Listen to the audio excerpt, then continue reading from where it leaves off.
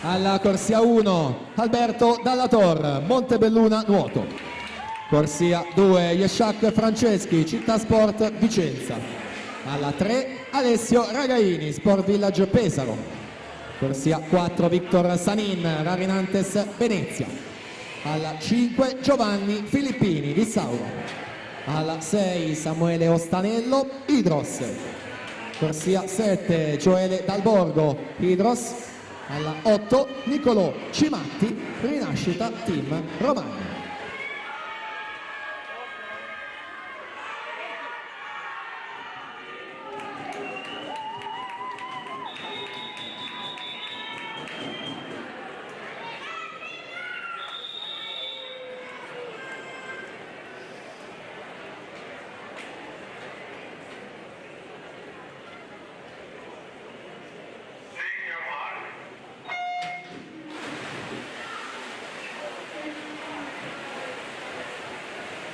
Finale ragazzi, primo anno.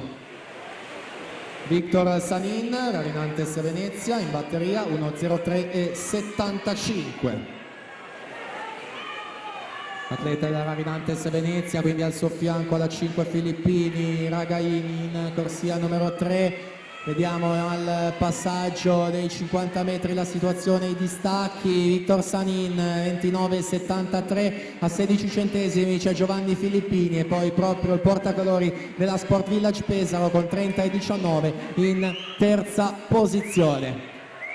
Dall'altro lato della vasca per andare a completare anche la terza con Filippini che sembrerebbe essere passato per Vis Sauro, dovrà vedersela con Ragaini che si è messo in seconda posizione, quindi Ragaini alla 3, Filippini in corsia numero 5 ed è alla 3 Alessandro Ragaini 1.03.05, quasi come la finale precedente. Nel finale si inserisce e per 5 centesimi mette la mano davanti, vincendo il titolo su Giovanni Filippini che fa 1.3.10 e terzo Victor Sanin 1.4.36.